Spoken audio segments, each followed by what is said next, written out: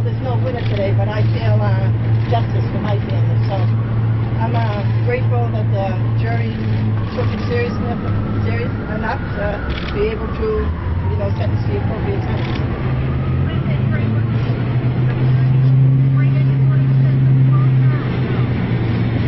I have to watch my two sons put a leg on every day, so I mean, I don't know closure, but I can tell you it feels like a weight has been lifted off my shoulders, so I think there is some form of a good feeling. That I don't know. I mean, the evidence, you know, I don't know. Well, he'll have the opportunity to be executed maybe several years from now after the appeals process. That's something you can see yourself going. Oh, I'll be there every step of the way.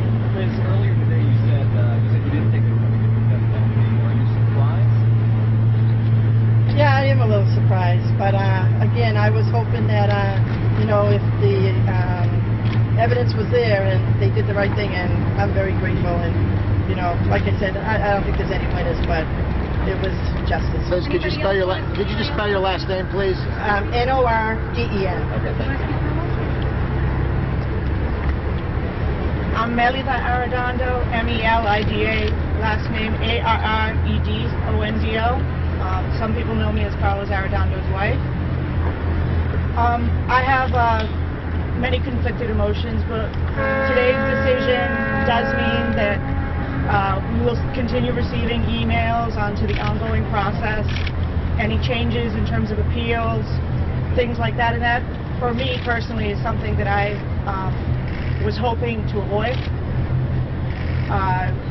Having personally endured several things in my own life that have dragged on, this seems like another burden that will drag on. I can also say, having spoken to some people who are not here, that they were looking for some closure today. And I just hope and respect that our group of survivors will keep in touch and continue being as respectful as we have been to each other, and even farther than that. We are truly in support of each other, despite differences in our lives and different opinions. And that is something that I do hold as a very positive outcome to today. Thank you very much. Was it just the fact that there will be appeals? Is that your only regret about it, or was there something wrong about the verdict that you maybe hearing about the other outcome? I'm just going to speak about the ongoing appeals. I'm not going to give my opinion. Did the defense succeed in humanizing Johannes and I followed what the defense was doing, and I think they did their job as well as they could. Okay, can we have a mic? That's a question for you, sir. Can you just spell your name, please, first? Please. Michael Ward, W-A-R-D. Michael, Can I Sure, speak, sir? sure. Please, I'll give you a moment. And I remember when those bombs went off, and I remember the vile, disgusting thing that this person did, and his brother. And they destroyed countless innocent lives, destroyed bodies and parts. Very vivid memories for many people and many families. This is nothing to celebrate. This is a matter of justice. The U.S. Attorney's Office has done a tremendous job under very difficult circumstances. They've had to look at these videos, look at the evidence, interview the victims and their families. No one's here celebrating, and if you ask 10 people, you'll get 10 different opinions. But the investigators, the law enforcement officers, the first responders that day came together and said it speaks volumes to the strength of this nation.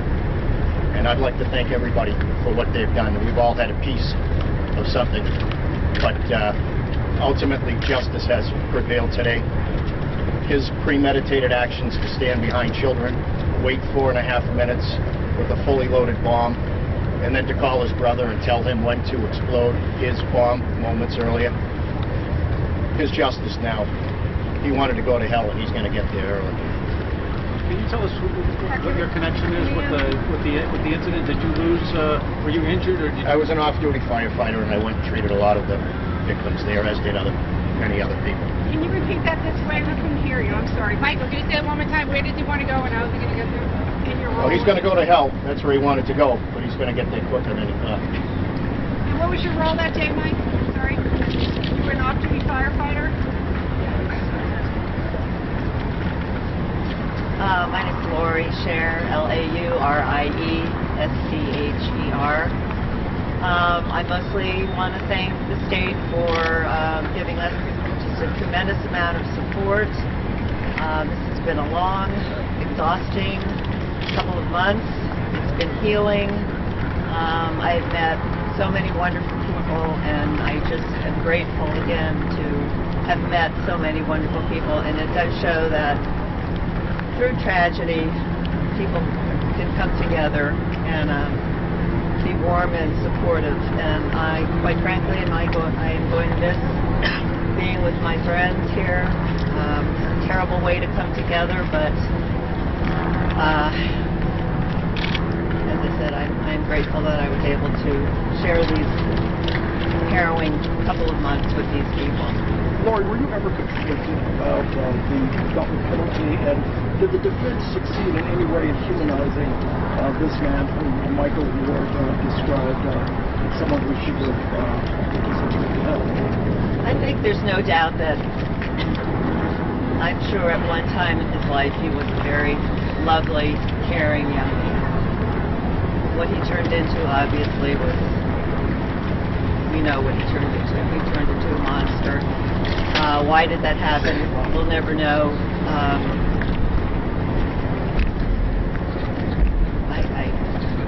My feelings on him are nothing but, what can I say? Does it bring relief to you knowing that he's going to get the death penalty? No, it doesn't. Why not? I have my personal feelings about that, and I think I'd like to keep them to myself. Okay, can we have one more person who'd like to say a few words?